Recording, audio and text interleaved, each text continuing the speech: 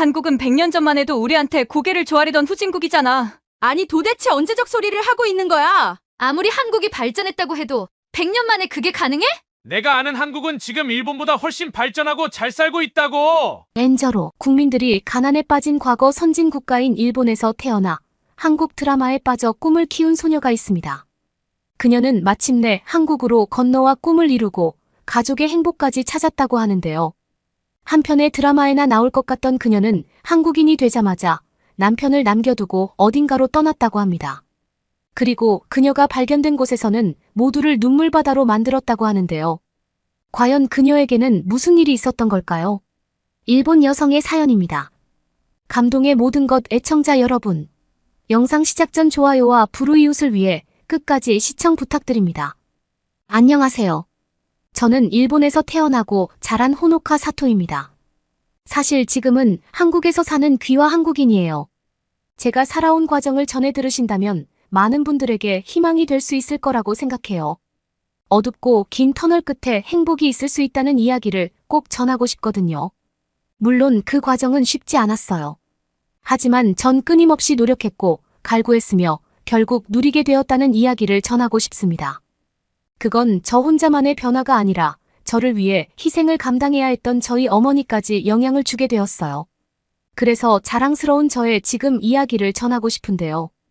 혹시라도 어려운 나라에서 시작되었기에 한국이 크게 느껴졌다고 오해하실 수 있을 것 같습니다.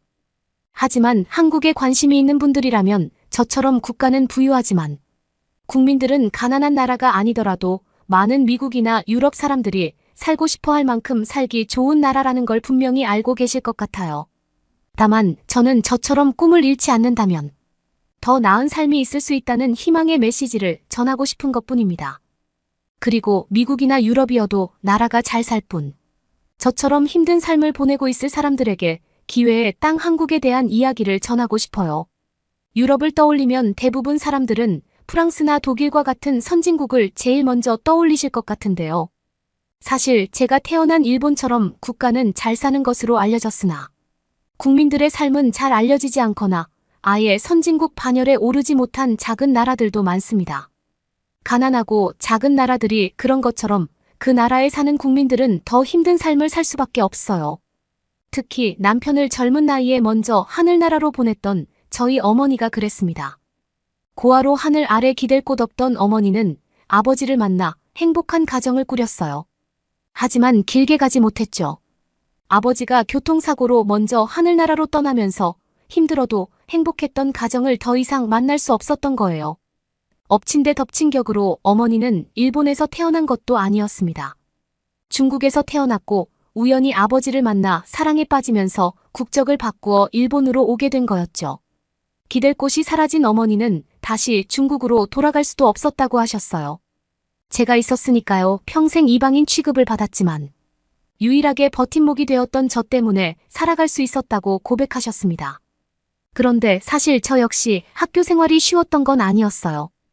가난하고 홀어머니만 있는 가정 환경이 좋은 조건은 아니니까요. 찢어진 신발을 신고 학교 가는 게 일상이었고 점심을 먹지 못해 굶는 게 습관이었습니다. 그런 일상을 어머니에게 이야기하지 못했던 건 아마 일찍 철이 들었기 때문이겠죠. 말해도 달라질 수 없고 어머니 가슴만 아프게 할 거라는 걸 너무 잘 알았던 것 같습니다. 그런 저의 유년기를 버티게 해준 게 바로 TV에서 방영되던 한국 드라마였어요. 주인공은 항상 힘들고 어려운 일이 생겨도 웃음을 잃지 않았죠. 동화에 나오는 왕자님처럼 멋있는 남자 주인공을 만나 사랑을 하기도 했어요. 그리고 결국 힘든 상황을 이겨내고 보란듯이 성공하는 이야기들이 많았습니다. 그런 이야기를 보면서 저에게 꿈이 생기기 시작했어요. 저도 그렇게 될 수 있을 것 같았죠. 자막으로 읽던 한국 드라마는 어느새 자막 없이 보게 될 정도로 한국어에 푹 빠지게 만들었습니다. 힘들고 지치는 일상이었지만 저의 유일한 버팀목이 한국이었던 셈이죠. 한국 드라마를 볼 때 한국어를 배우는 그 순간 저는 한국이라는 가본 적 없는 나라에 여행을 떠난 것 같았거든요. 아픈 지금도 언젠간 해결이 될 거라고 한국 드라마에 나오는 여주인공이 저에게 웃어주는 것 같았습니다. 힘들고 어려운 지금 열심히 버티고 버티다 보면 어느 순간 한국 드라마처럼 어디선가 남자 주인공이 나타나 저를 지켜보고 있었다고 말해줄 것 같았어요. 힘이 되어주겠다는 그 말을 머릿속으로 상상하며 열심히 한국어를 공부하기도 했습니다. 그렇게 한동안 한국에 빠져 살다 보니 어느덧 저는 고등학교를 졸업할 시기가 되었어요. 학교를 졸업했지만 가정 형평상 당연히 대학에 갈 엄두도 내지 못한 채 사회에 뛰어들어 일을 시작하게 되었습니다. 그때 저에게 유일한 즐거움이 있었는데 그건 인터넷으로 세계 여러 지역의 친구를 사귀는 일이었어요. 저의 일상을 재미있게 만들어주며 언어에 대한 재미도 느낄 수 있게 만들었거든요. 그때 한국인 남자를 알게 되었습니다. 아직 유창하게 한국어를 할 수 있던 시기가 아니라 영어와 한국어를 반반 섞어가며 대화하게 되었어요. 한국 드라마 속 남자 주인공처럼 잘생긴 한국인 남자로 인해 저는 한국에 대해 더 빠져들게 되었습니다. 긍정적으로 생각하는 사고방식이나 유쾌한 성격처럼 저와 맞는 부분들이 참 많았어요. 힘든 하루 일과를 끝내고 이야기를 주고받을 땐 항상 수고했어라는 짧은 인사로 시작했는데요. 저는 그 말이 정말 좋았어요. 저를 인정해주는 따뜻한 말 한마디에 더 열심히 살아야겠다는 다짐이 생기기도 했으니까요. 그런 시간이 늘어갈수록 한국인 남자와 저는 서로를 더 깊이 이해하게 되었습니다. 처음엔 친구처럼 편하게 시작했어요. 지구 반대편이라고 생각할 만큼 멀리 있는 나라였으니까요. 제 처지에 한국에 갈 수 없고 한국인이 저를 만나기 위해 일본에서도 가난한 시골에 올 이유도 없다고 생각했습니다. 그래서 편하게 속마음을 다 이야기할 수 있었죠. 그건 한국인 남자도 마찬가지인 것 같았어요. 당연히 만날 생각이 없어 비밀 친구처럼 속마음을 털어놓기 시작했는데 그게 사랑에 빠질 이유가 될 줄 꿈에도 몰랐습니다. 그런 시간이 차츰 쌓이자 서로에게 의지하게 되었으니까요. 그건 저만 느끼는 감정이 아니었습니다. 서로 동시에 느끼면서 이 관계를 어떻게 유지해야 할지 머릿속이 복잡해졌죠. 오랜 시간 대화하면서 연애를 안 해본 것도 아니었습니다. 저도 한국인 남자도 각자의 자리에서 여러 사람을 만났지만 서로의 마음을 이해하고 있는 그대로 받아주는 건 서로에게 서로밖에 없다는 걸 깨닫게 되었어요. 제가 그동안 모았던 돈으로 한국에 그 남자를 만나러 갔고 서로를 향한 마음은 더 단단해지게 되었죠. 결국 저희는 결혼에 대해 진지하게 이야기하게 되었습니다. 제가 한국으로 가 새로운 삶을 시작하는 게 좋겠다는 결론에 이르게 되었죠. 저는 이 남자에 대한 확신이 있었어요. 한국에 대한 로망도 있었고요. 그래서 더 일사천리로 일이 진행되었던 것도 있던 것 같습니다. 단 하나 마음에 걸리는 것만 빼면요. 예상하셨겠지만 저를 위해 힘든 시간을 버티셨던 어머니가 떠오를 때마다 제가 좋은 결정을 하는지 혼란스럽게 만들었어요. 제가 한국에 가면 어머니가 혼자 남겨질 텐데 그게 자꾸 마음에 걸리더라고요. 동네 소문을 무시하기 어려웠으니까요. 물론 동네 사람 모두가 나쁜 건 아니었습니다. 따뜻한 마음을 지닌 사람들도 분명 있었어요. 아직까지 좋은 관계를 유지하는 몇몇 이웃도 있었고요. 하지만 그런 사람은 일부에 불과했습니다. 대부분은 저와 어머니를 무시하고 있었어요. 거짓말을 조금 더 보탠다면 같은 사람 취급을 안 하는 사람들이 더 많았습니다. 그래서 그런 곳에 어머니를 혼자 두고 가는 게 마음에 계속 걸렸어요. 그렇다고 저에게 온 사랑을 포기할 수도 없었습니다. 결국 저는 한국행을 결심했어요. 어머니는 걱정이 많으셨지만 저에게 어떤 말도 하지 못하셨습니다. 어머니 역시 아버지를 따라 국적을 포기하고 다른 나라에 오셨던 만큼 제가 어떤 마음인지 너무 잘 아셨던 거죠. 하지만 한국으로 올 준비를 하면서 저를 바라보던 어머니 눈빛은 더욱더 불안함을 숨기기 어려우신 것 같았어요. 나중에 알았는데 동네 사람들이 제가 한국으로 가는 걸 많이 반대했다고 하더라고요. 사실 반대하고 말고 그럴 처지는 아닌데 제가 한국에 가면 이혼하고 다시 돌아올 거라며 굳이 보내는 이유를 모르겠다고 어머니께 걱정하는 척 저에 대해 나쁘게 말했다고 했습니다. 하지만 저는 그렇지 않을 거라는 걸 너무 잘 알고 있었어요. 한국인 남자친구를 만나러 한국에 갔을 때 이미 한국이 생각하는 것보다 더 좋다는 걸 눈으로 직접 보고 왔거든요. 게다가 전 한국말도 어느 정도 할 수 있었습니다. 그러기에 일본보다 훨씬 더 지내기 좋을 거라는 건 너무 분명했죠. 그렇게 한국 생활을 시작했는데 상상했던 것보다 한국은 더 천국이더군요. 가장 놀랐던 점은 뉴스에서 급식 이야기를 할 때였습니다. 급식이 무엇인지 모르는 전 한국인 남편에게 물었는데요. 고등학교까지 학교 점심시간에 식사가 무상으로 제공된다. 는 말을 들을 수 있었습니다. 그때가 한국에 간 지 얼마 안 되었을 텐데 그 말을 듣는 순간 저도 모르게 안도했어요. 적어도 내 자식은 나처럼 배굶는 일은 없을 거라는 기쁨이 생기더군요. 그 한 가지만 보더라도 한국이 얼마나 선진국이고 잘 사는 나라로 환경이 좋은지 충분히 전해졌을 것 같습니다. 한국을 모르는 사람들에게요. 그렇게 한국 생활을 시작하고 나니 어머니 생각이 저절로 났어요. 그런 제 마음을 알고 있었던 남편이 어머니를 한국에 초청하자고 먼저 말했습니다. 먼 타지에서 제 걱정에 밤잠 못 이루실 어머니에게 한국이 얼마나 좋은 나라이고 제가 잘 지내고 있다는 걸 보여주자고 말하더라고요. 고마웠습니다. 저 역시 먼 타국에서 남편을 믿고 온 게 다행이라고 생각할 만큼 정말 좋은 사람을 만났다는 게 행복했죠. 그렇게 어머니가 한국에 오셔서 며칠 지내시고 다시 일본으로 돌아가실 땐 더 죄송한 마음이 들었어요. 어머니가 한국에 오기 전까지만 해도 제 걱정 때문에 마음이 불편했었는데요. 어머니가 한국에 오시고 나니 불편하고 뒷말 많은 일본에서 혼자 지내고 계신 게 걱정이 되기 시작했습니다. 하지만 어머닌 저를 자랑스러워하셨어요. 동네 사람들이 걱정하는 것과 전혀 상관없는 안전한 삶을 살고 있는 제 모습이 대견하다고 말씀해 주시더라고요. 아버지 없이 자라 무작정 도망치듯 한국으로 가는 줄 아셨대요. 그런데 막상 와보니 안전한 부분도 마음에 들지만 일본에 비해 말도 안 되게 잘 사는 선진국 한국에서 안정적인 생활을 한다는 게 마음에 놓인다고 하셨어요. 제가 어머니와 다른 곳에 살면서 할 수 있는 일은 몇 시간이라도 아르바이트를 해 어머니께 생활비를 보내드리는 것이었습니다. 남편 도움을 받을 수 있었지만 그러고 싶지 않았어요. 한국 사람과 결혼해 한국에서 살 수 있는 기회를 얻은 것으로도 충분히 저에겐 행운이나 마찬가지였으니까요. 한국 생활이 길어질수록 일본에 계신 어머니의 집은 나날이 좋아지고 있었습니다. 월세로 살고 있었는데 제가 보내주는 돈을 차곡차곡 모으셨고 혼자 사셔도 충분한 집으로 이사하셨다고 말씀하셨어요. 작은 집이지만 제가 사는 일본 동네에서 가장 최근에 지은 현대식 건물이었기 때문에 동네 사람들이 부러워한다는 말을 자랑 삼아 저에게 하시기도 했답니다. 하지만 전 거기서 만족하지 않았어요. 생활 수준을 비교한다면 당연히 한국이 더 좋았기 때문이죠. 저는 아이 둘을 낳고 한국에 완전히 적응하게 되었습니다. 아르바이트로 하루 몇 시간만 일하던 예전과 다르게 직장에 취직도 했어요. 일본의 평균 월급은 200만 원인데 한국에서 300만 원이 넘는 월급을 받고 있습니다.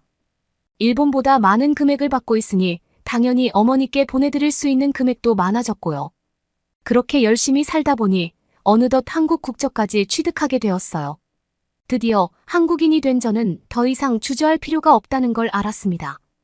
이제 대한민국 국적을 가진 여권을 당당히 내밀 수 있게 되었으니 더 이상 한국에 머무를 필요가 없었죠. 저는 당장 비행기 표를 예약하고 제 고향 일본으로 떠났습니다. 한국에 딸이 있는데 더 이상 어머니 혼자 일본에서 힘들게 살 필요가 없었으니까요. 갑자기 연락도 없이. 제가 일본에 갔을 때 어머니는 잠시 당황한 것 같았어요. 제가 남편과 싸우고 혼자서 일본으로 돌아온 줄 착각하셨던 거죠. 저는 어머니에게 함께 한국으로 가자고 말했습니다. 어머니는 제가 하는 말의 의미를 잘 이해하지 못하는 것 같았어요. 저는 며칠 전 한국인이 되어 발급받은 주민등록증을 보여드리며 이제 어머니를 모시고 갈 수 있게 되었다고 말했습니다. 어머니는 아무 말씀 없이 눈물만 흘리셨어요. 저 하나만 잘 사는 걸 바라셨지 당신까지 한국에 갈 수 있을 거라는 기대는 전혀 하지 못하신 눈치셨습니다. 그렇게 어머니와 함께 일본에 머물며 떠날 준비를 하고 있었어요. 동네 사람들은 제가 이혼하고 다시 왔다고 소문이 돌았다고 했습니다. 고등학교 친구가 걱정하는 마음에 저를 보러 왔다가 알려주었죠. 저는 그게 아니라고 말하며 어머니를 모시고 다시 한국으로 갈 거라고 말했어요. 그러자 그 소문은 빠르게 동네에 퍼졌고 어느새 한국에 시집간 저를 부러워한다는 걸 알 수 있었습니다. 평소 왕래도 잘하지 않던 동네 사람들이 하나둘 저희 집으로 오더니 정말 한국에 가는 거냐며 물었거든요. 저는 당당히 말했어요. 한국이 너무 좋아서 어머니를 모시러 왔다고 말입니다. 그러자 전혀 예상 밖의 일들이 벌어지기 시작했어요. 그 소리를 들은 동네 사람들이 저마다 박수를 치며 축하한다고 말했거든요. 저는 어떤 비난도 받아들일 준비가 되어 있었습니다.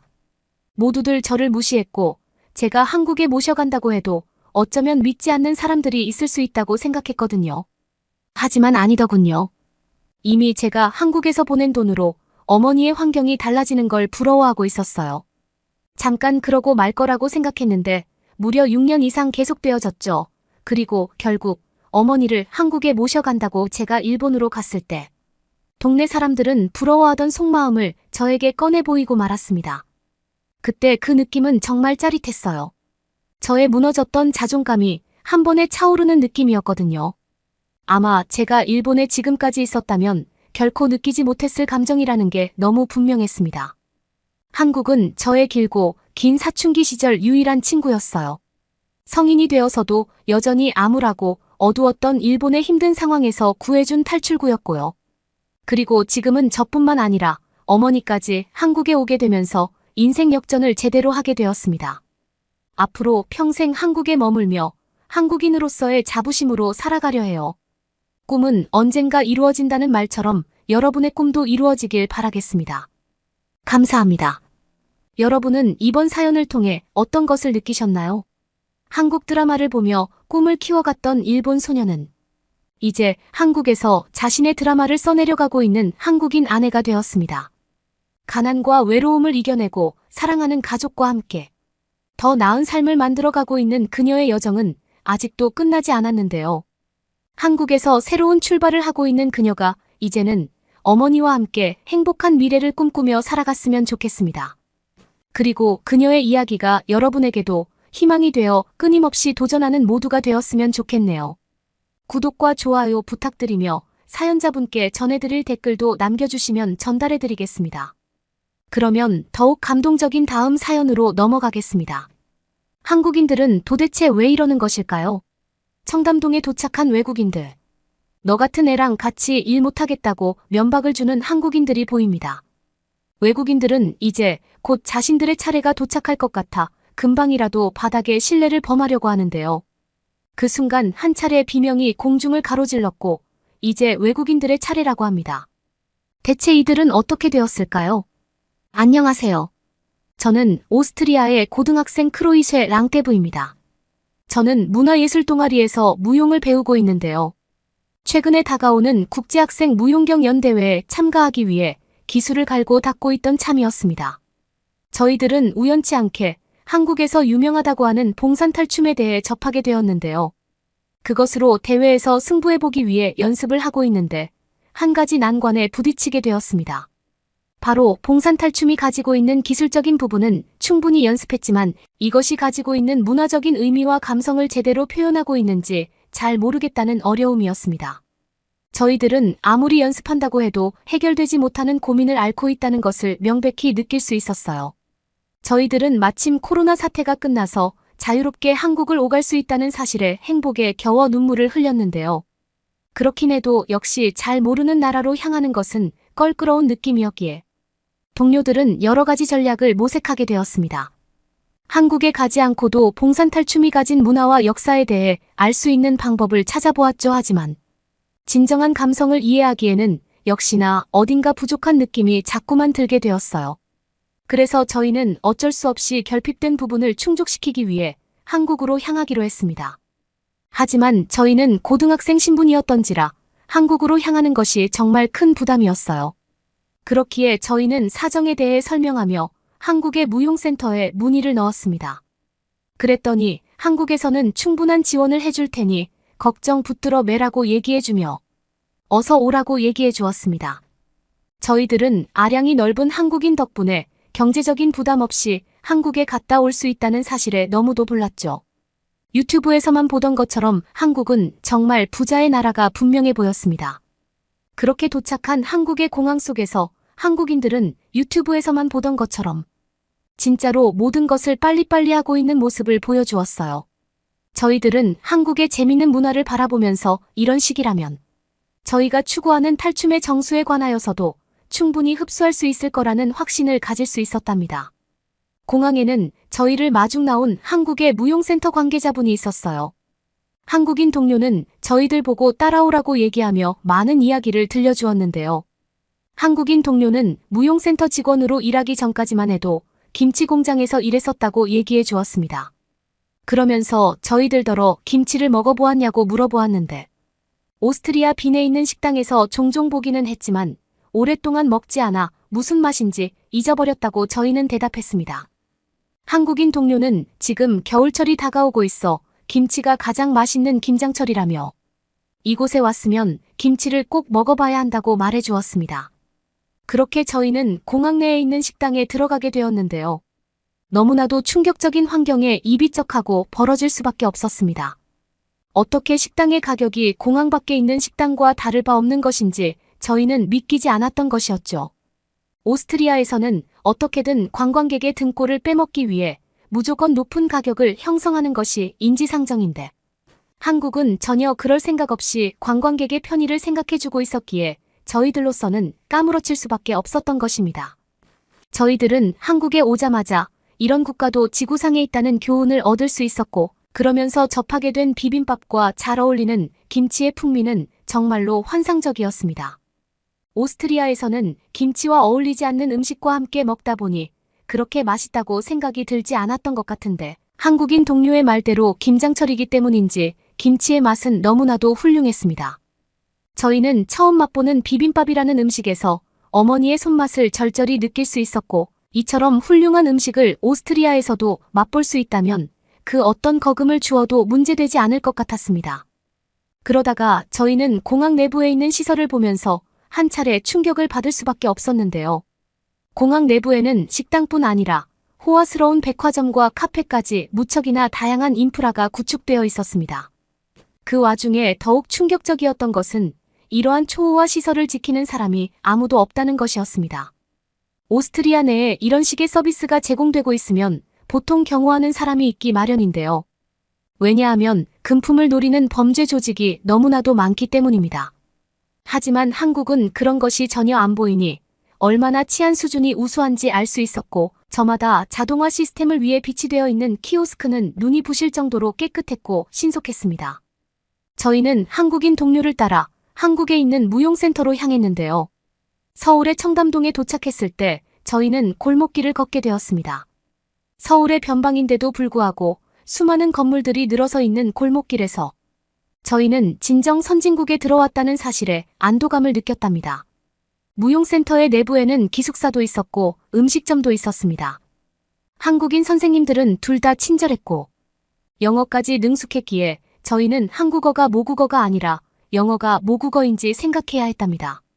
또한 저희는 이곳에 지내는 한국인들 모두 정부의 지원을 받고 있다는 사실에 새삼 놀랄 수밖에 없었는데요. 한국의 정부는 자국인들뿐 아니라 저희와 같은 외국인들까지 편의를 봐주고 있으니 얼마나 잘 사는 국가인지 또다시 저희들은 깨달을 수 있었습니다. 그러는데 어떤 한국인 분이 갑자기 옆에 있는 동료에게 고함을 지르는 게 아니겠습니까? 왜 이딴 식으로 일 처리를 했냐는 것이었습니다. 저희는 갑자기 각박해진 광경을 보고 너무나 두려웠고 금방이라도 기절할 것 같았는데요. 그래서 저희는 옆에 있는 한국인 동료에게 대체 무슨 상황이 벌어지고 있느냐고 물어보았고 한국인 동료는 얼마 안 되어 저희들의 차례가 될 거라고 얘기해 주었습니다. 저희들은 벌벌 떨면서 금방이라도 탈출하기 위해 모색하고 있었지만 다음으로 한국인 동료가 해주는 얘기에 정말 놀랄 수밖에 없었는데요. 사실 이것은 모두 연기라고 동료는 이야기해 주었고 무용에서는 연기가 매우 중요하기 때문에 이런 식으로 가끔씩 깜짝 놀래키는 연기를 하곤 한다고 얘기해 주었습니다. 저희들은 너무나 훌륭한 훈련 방식에 한국에 오길 잘했다는 생각이 들 수밖에 없었고 이곳에서 일주일간 무용을 배운다면 얼마나 좋을까 하는 생각에 도취되었답니다. 곧이어 저희는 한국인 고등학생들로 구성된 무용단을 만났고 그들 중에서도 역시 전통 무용을 구사하는 사람이 있어 저희들은 그토록 배우고 싶었던 봉산탈춤을 현지인이 추는 모습을 볼 수 있었는데요. 그들은 1시간이 넘게 봉산탈춤을 추었는데 저희들은 당연하게도 10분 내외로 공연을 할 것이라고 예상했지만 그들은 하찮은 저희들 앞에서도 열심히 춤을 춰주었기에 너무나도 저희들은 놀라울 수밖에 없었습니다. 공연이 끝나자마자 저희들은 기립박수를 쳤고 왜 이렇게 열심히 하는지 저희들은 물어보았답니다. 한국인 고등학생들은 봉산에 있어서 가장 중요한 것은 조상에 대한 진심, 어린 마음이기 때문에 언제나 공연을 할 때 진심으로 해야 한다면서 원래 그런 것이라고 얘기해 주었기에 저희들은 이것이 봉산탈춤의 정수이겠거니 하는 생각을 가질 수 있었답니다. 그렇게 저희들은 한국의 전통적인 문화를 조금 더 체험해보기 위해 밖으로 나왔는데요. 저희들은 한국에 개방되어 있는 공원에서 잠깐 머무르다 어디로 가야 할지 모색하기로 했습니다. 그런데 이제 보니 사람이 너무나도 붐비고 있어 한 차례 충격을 받을 수밖에 없었는데요. 왜냐하면 오스트리아에서는 날마다 늘어나는 범죄 때문에 그들의 아지트로 종종 이용되는 이런 곳을 폐쇄하는 것이 일반적이기 때문이었습니다. 그러나 한국의 공원은 전혀 폐쇄되려는 기미가 없었고 한국의 치안이 얼마나 뛰어난지 저희에게 새삼 느끼게 해주는 곳이었습니다.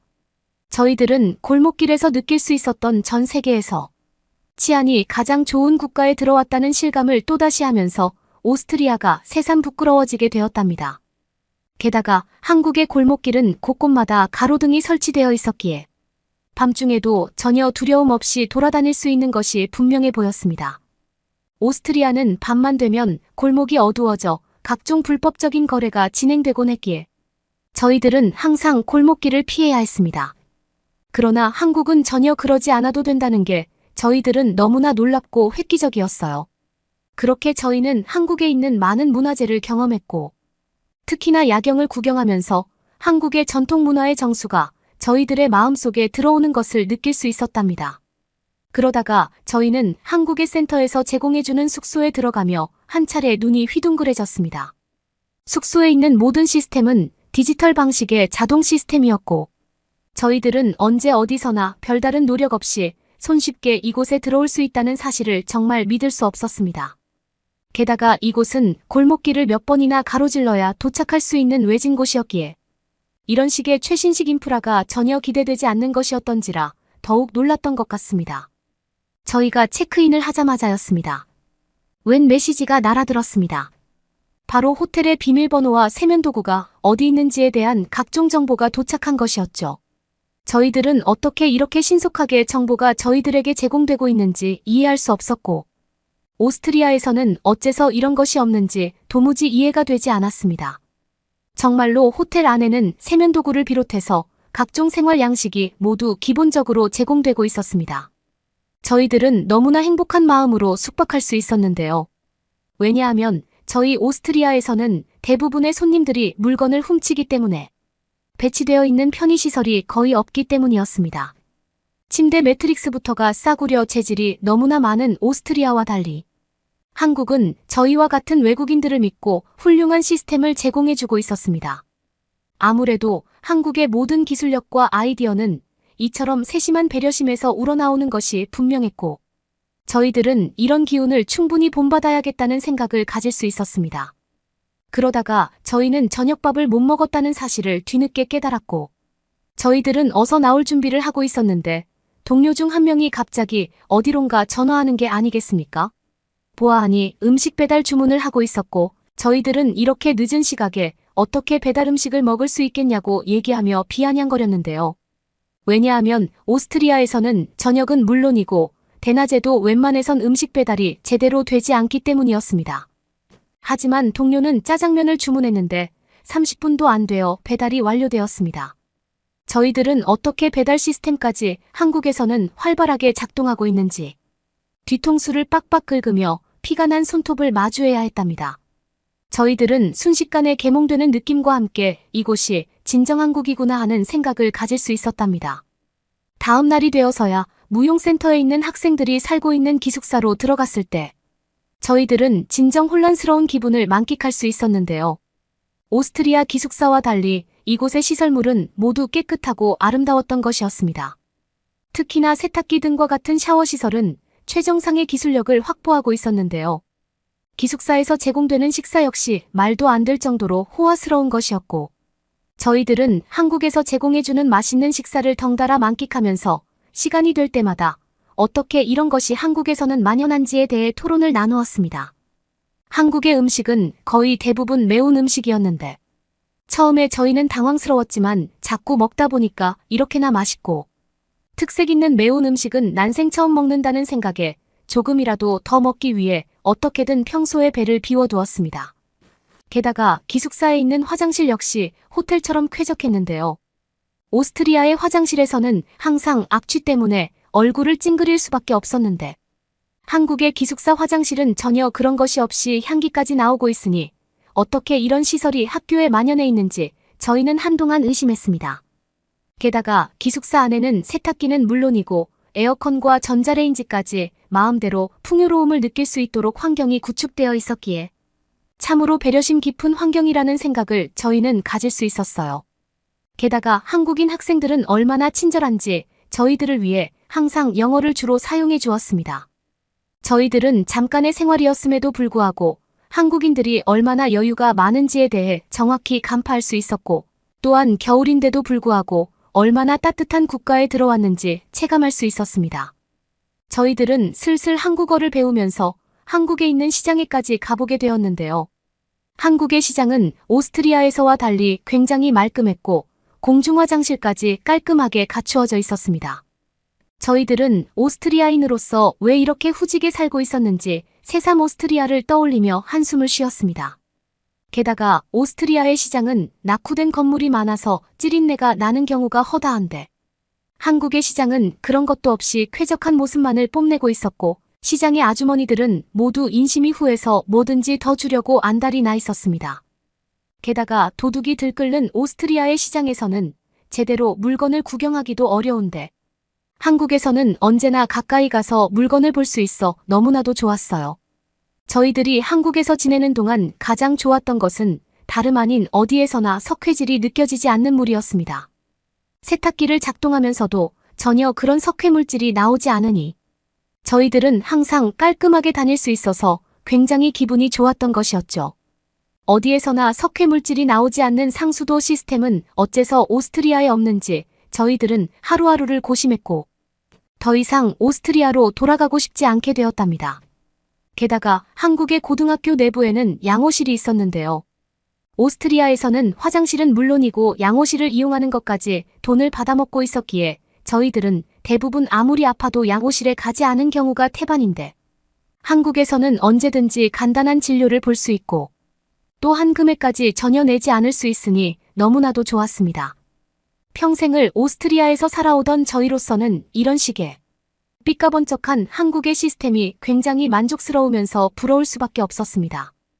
의료적인 부분에 있어서 이토록 발달되어야 선진국이라고 부를 수 있을 것 같다는 생각을 저희들은 한국에서 지내는 동안 느낄 수 있었어요.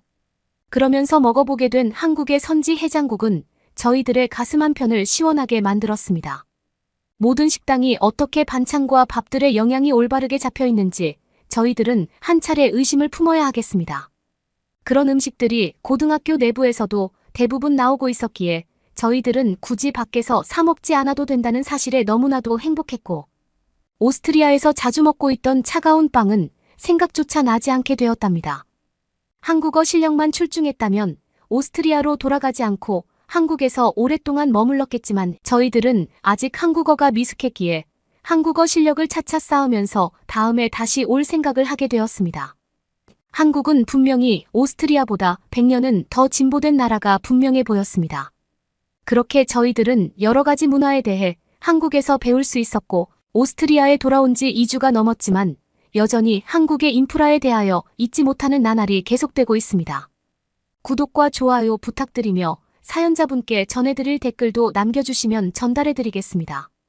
그러면 더욱 재미있는 다음 사연으로 넘어가겠습니다. 강남에 있는 도로 한가운데 신호를 기다리는 외국인의 오른쪽 도로에서 들썩이는 어느 자동차의 트렁크 앞 좌석의 택시기사는 눈이 마주친 외국인에게 씩 웃으며 미소 짓습니다. 불안에 떠는 외국인은 어떻게 해야 할지 발을 동동 구르다 큰 마음 먹고 가까이 다가가 트렁크를 열었습니다. 트렁크 안에는 외국인이 현실을 부정하고 싶게 하는 말도 안 되는 무언가가 있었는데요. 대체 이 외국인에게는 무슨 일이 있었을까요? 안녕하세요. 저는 네덜란드에 사는 대학생 살롱드로프 레이첼입니다.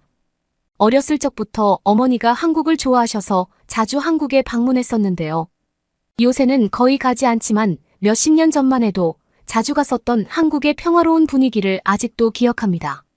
최근 저는 네덜란드에서 K-팝 등 한국의 문화가 성장하는 모습을 지켜보며 세계의 중심을 쟁취하기 시작한 한국의 언어를 배우기 위해 유학을 한번 간다면 참으로 기쁘겠다는 생각과 함께 비행기를 알아보게 되었습니다. 그런데 한국의 물가가 몇십 년 전과 달리 너무나도 비싸졌기에 출산율도 거의 없다는 소식을 듣고 역시 살기에 어렵겠다는 생각과 함께 다른 대안을 떠올려보다 집값도 저렴하고 세계 경제를 주름잡고 있다고 하는 중국으로 향하게 되었습니다. 게다가 어느 중국인이 촬영한 유튜브 영상에서 한국의 물가보다 월등히 저렴하면서 기술이나 인프라 등 수준이 매우 높은 중국을 보았던 기억도 있었기에 저는 달리 고민할 필요가 없었습니다. 제 친구들마저 동양으로 가야 한다면 중국에 가는 것이 가장 합리적이라면서 제 등을 떠밀었었는데 잘 찾아보니까 중국에는 너무나도 멋진 산맥과 자연 경관이 많기로 소문도 나 있었기에 저는 취미 삼아 여행 일지를 작성하고 블로그도 운영하고 있었던지라 소박하지만 도움이 되는 블로그의 수입을 위해서라도 중국으로 가야 했습니다. 그런데 생각했던 것과 달리 중국은 몇십 년 전에 방문했던 한국보다도 더 뒤처지는 분위기였고 그럴싸하게 높은 건물이 있긴 있었지만 다 낡아 빠진 것이 가까이만 가도 알 수 있었으며 중국인의 옷차림은 한눈에도 볼품 없었고 새사만국을 떠올리도록 부추겼습니다. 저는 모두에게 속았다는 것을 깨닫고 원래 살고 있던 네덜란드로 돌아갈 준비를 했으나 주변에 있는 중국인 친구들이 이 정도면 동양에서 살만한 편이라고 옆에 있는 한국은 더 처참하다고 북한을 떠올려보라고 자꾸만 이렇게 말하는 게 아니겠습니까? 중국인 친구들은 제가 중국에서 당한 사기가 얼마나 많은지 알고 있으면서도 한국이었으면 이미 노숙하게 되었을 거라면서 단단하게 충고했는데요.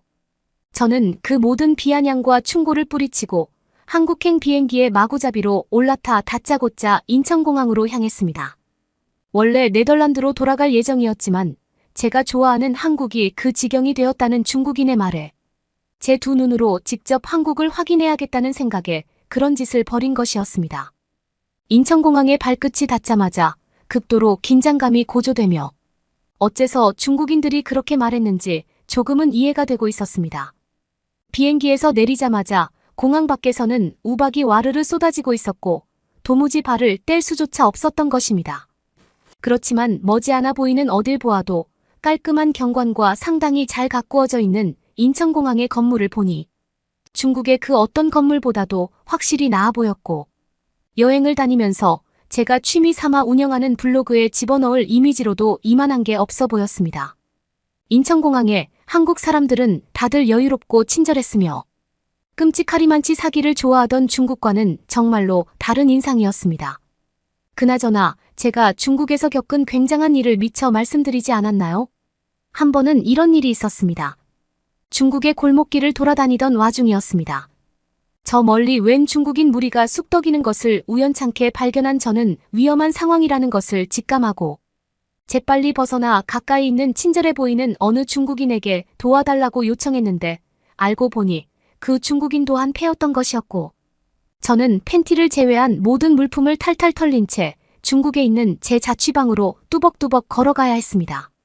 중국에서 겪었던 일을 떠올리며 저는 인천공항 속에서 쏟아지는 우박이 잦아들기를 기다리고 있었는데 이제 보니 굳이 기다리지 않아도 제가 원하는 지하철에 탑승할 수 있다는 사실을 새삼 알아차릴 수 있었습니다. 저는 너무나도 말도 안 되는 인천공항의 인프라에 굉장히 감탄하면서 곧장 지하철로 향했고 모든 것이 집약되어 있는 한국 최고의 도시인 서울로 가는 사이에 어느 곳에서도 비를 맞지 않고 순식간에 이동할 수 있게 해주는 한국의 신기한 기술력에 압도되었고 은연중에 보았던 인천공항에서 한국인들이 자신의 짐을 소중하게 관리하지 않고 내팽개치는 모습을 떠올렸습니다. 중국에서만 해도 자신의 캐리어가 사라지지도 않았는데 사라졌다면서 동네방네 소리치는 사기꾼을 보는 것이 마당에 똥개를 보는 것보다도 흔한 일이었는데 한국에서는 그런 일이 전혀 없으니 너무나도 좋고 편안했습니다. 중국인들이 한국에 대해 얘기했던 것은 전부 말도 안 되는 거짓말이었고 이곳의 치안 수준과 인프라는 어느 누구도 넘볼 수 없는 난공불락의 요새가 분명해 보였습니다. 저는 일찍이 연락을 취해 계약되어 있는 한국의 원룸으로 향하기 위해 지하철에서 내려 택시를 탔는데요. 택시기사님은 서울의 복잡한 교통 시스템에도 불구하고 눈코 뜰 새 없이 빠른 속도로 저를 운반시켜 주었고, 저는 앞좌석과 뒷좌석 사이에 보이지 않는 칸막이에 힘껏 놀라면서 흥얼거리는 운전기사님의 콧노래를 들었습니다. 네덜란드에서는 해마다 발생하는 마피아들의 범죄의 표적이 되지 않기 위해 앞 좌석과 뒤를 구분해주는 벽이 무조건적으로 설치되어 있곤 했는데, 칸막이가 전혀 없이도 편안하게 근무하는 한국 택시기사의 태도를 보니 안전에 대한 믿음이 만연해 있는 사회의 분위기를 여실히 느낄 수 있었습니다. 저는 택시의 앞좌석에 설치되어 있는 내비게이션을 보았습니다. 네덜란드에서는 저런 값 비싼 장치를 택시 기사님이 설치하지 못하여 머릿속으로 지도를 달달 외우고 다니는 것이 태반이라 어느 정도 머리가 되지 않으면 택시기사를 할 수가 없는 추세인데, 이곳 한국에서는 내비게이션과 같은 비싼 장비를 아무 거리낌 없이 가지고 다니며 활용하는 것이 일반적인 느낌이었습니다. 택시기사님이 굉장한 부자거나 한국의 물가가 값비싸다는 중국인의 말이 거짓말이거나 둘 중 하나가 맞겠다고 생각했지만, 너나 할 것 없이 편리한 인프라를 한국이 누리고 있는 듯하다는 생각이 점점 확실해지고 있었습니다. 택시에서 바라본 서울의 풍경은 말도 안 되게 쾌적했고, 쓰레기가 흘러넘치는 중국과는 확연하게 다른 풍경이었습니다. 중국에서 길거리를 걸으면 흘러넘치는 화장실의 오물과 역한 냄새를 풍기는 쓰레기를 무조건 목격해야 하는데, 이곳에서는 그 흔한 애완동물의 배설물조차 보이지 않았고, 저는 한국에서는 애완동물을 기르지 못하게 하는 법이 마련되어 있는 줄 알았지만, 택시기사에게 물어보니 반려견을 산책시키는 사람들은 항상 배변 봉투와 휴지를 들고 다니기에 배설물이 보이지 않는 거라고 하여, 저는 한국의 시민의식이 어느 정도 수준인지 짐작할 수 있었습니다. 빨간불에 멈춰선 택시의 밖에서는 모든 차량이 일사불란하게 신호등을 지키고 있었고, 저는 어쩔 수 없이 중국 도로에서 벌어지고 나는 엄청난 혼란과 난장판을 떠올려야 했습니다. 중국인들은 5갈래로 나누어진 복잡하고 가파른 도로 한복판이라 해도 어디 칠 수 있으면 쳐보라는 듯이 막무가내로 교통을 무시하곤 했기에, 저는 너무나도 놀라운 한국의 시민의식에 무릎을 탁 쳐야 했습니다. 어렸을 때만 해도 한국에서 빨간불을 지키지 않는 모습은 매우 당연했던 것 같은데, 언제 이렇게까지 발전하고 성장했는지 저의 네덜란드가 한껏 부끄러워지는 대목이었습니다. 저는 옛날에 한국에서 같이 살았던 부모님의 얼굴을 잠시 떠올리며 네덜란드로 돌아갈까 생각하며 잠시 눈물을 글썽이고, 유학이 끝나자마자 부모님에게 돌아갈 생각을 했지만 한국을 저버릴 수는 없었기에 차라리 부모님에게 한국에서 같이 살자는 말을 하기로 내면에서 약속을 끝마쳤습니다. 그리고 저는 어떻게 한국이 이렇게까지 발전할 수 있었는지 그 밑바탕을 알기 위해 택시 안에서 검색을 했는데, 급작스레 몰려드는 생소한 감격에 또다시 저는 중국을 떠올렸습니다. 중국의 정부는 조금이라도 유명한 사이트는 죄다 막아놓고 유튜브도 할 수 없도록 제재하는 것이 일반적인데, 한국에서는 아무런 제재도 없이 너무나도 자유롭게 검색할 수 있는 것은 물론 인터넷 속도도 말도 안 되는 초고속이었기에, 저는 중국의 택시와 다르게 너무나 빠르다고 느끼던 한국 택시의 속도를 인터넷을 하면서 오히려 느리다고 생각하게 되는 계기를 직접 마련한 기분이었습니다. 그렇게 도착하게 된 원룸 앞에서 저는 안으로 들어가기 위해 열쇠가 들어있는 캐리어를 찾았는데, 어이없게도 인천공항에 캐리어를 두고 온 게 분명해 보였습니다. 한국의 말도 안 되는 시스템에 넣기 나가다 보니 깜빡하고 캐리어를 못 챙긴 것이었기에, 저는 어리석게도 마술에 등장하곤 하는 미모의 도우미 같은 한국을 원망하면서 공항으로 향하는 걸음을 재촉하며 저 자신을 질책했습니다. 그러다 걷는 속도로는 도저히 공항까지 한 번에 갈 수 없다 는 것을 깨닫고 아무 택시나 붙잡겠다는 마음으로 휴대폰을 켰는데, 5분 후에 택시가 도착한다는 문구를 보고 너무 놀라 까무러칠 뻔했습니다. 중국이었으면 분명히 30분이 넘어도 도착한다는 말만 있고 오지 않는 경우가 태반이라고 할 수 있는데, 한국에서는 어째서 부르자마자 이렇게나 바로 오고 있는 것인지 알 수가 없어 저는 경악스러워했던 것인데, 생각해보면 한국의 택시비는 네덜란드보다 확연히 저렴했기에 저는 한국의 물가가 비싸다고 말했던 중국인의 이야기를 정면으로 부정하게 되는 계기를 또 한 번 마련하게 되었습니다. 5분 만에 도착한 택시는 아까의 택시 기사님보다 조금 느리게 운전했지만 여전히 중국이나 네덜란드와 비교하면 터무니없이 초고속이었고, 저는 과연 공항에 도착하면 저의 캐리어를 회수할 수 있을까? 하는 생각에 잠긴 채 한국의 시민의식을 믿어보기로 했습니다. 그렇게 이동하는 사이에 밖으로 보이는 한국의 빌딩은 세계 어디에서도 보기 힘들 정도로 험준했고 굉장히 많은 자동차를 통제하는 획기적인 교통 시스템을 바라보며 선진국인 한국을 온전히 믿은 채 마음을 차분하게 할 수 있었습니다. 그렇게 신호를 기다리던 때에 반대편 차선에서 어떤 한국인이 자동차 안에서 이쪽을 향해 손을 흔드는 것이 아니겠습니까? 보안이 택시를 운전하는 한국인이었고 이쪽 택시를 향해 손을 흔들고 있으니 아는 사람이 보이면 인사하는 한국의 인정에 저는 흐뭇하게 미소 짓고 있었는데 곧이어 기절할 정도로 놀라게 되었는데요. 건너편 차선에서 웃고 있는 택시기사님이 바라보는 대상은 앞에 있는 다른 한국인이 아니라 바로 저였기 때문이었습니다. 곰곰이 돌이켜보니 저 한국인은 이전에 제가 탔던 택시의 기사님이었고 자꾸 뒤쪽을 가리키시길래 뒤를 보니 트렁크가 툭 열린 것입니다. 손짓은 이내 저보고 빨리 튀어나오라는 모양으로 변했고 저는 도로 한가운데였지만 중국 시민의식이 저에게 물들어 있었는지 거리낌 없이 튀어나온 뒤 뒤쪽에 트렁크를 열어보았는데 놀랍게도 제 캐리어가 들어있었습니다. 저는 원래 타고 있던 택시로 캐리어를 옮긴 뒤 뒤를 돌아보았는데 제 캐리어를 가져다 주신 한국인 기사님은 말도 없이 사라져 있었고 앞을 보니 어느새 초록불로 바뀌어 있었기에 저는 벙찐 채로 가만히 있다가 한국에게 더 이상 폐를 끼치면 안 된다는 생각에 원래 있던 택시에 재빨리 올라탔습니다. 저는 앞에 있는 택시기사님에게 정말 미안하지만 인천공항이 아니라 원래 있던 곳으로 데려가 달라고 부탁했고 한국인 택시기사님은 제 상황이 어떤지 한눈에 파악하신 듯 흐뭇한 미소와 함께 저를 데려다 주셨는데 놀랍게도 택시기사님은 돈을 받지 않겠다고 하셨습니다. 저는 그래도 그렇지 지금까지 이동한 거리가 있는데 어떻게 그럴 수 있냐면서 무조건적으로 돈을 주려고 했지만 기사님이 휴대폰에 무언가를 만지작대면서 이미 결제가 됐다는 통보를 보내주셨고 표시는 그렇게 되었어도 돈은 도착하지 않았다며 걱정하지 말라고 했는데요.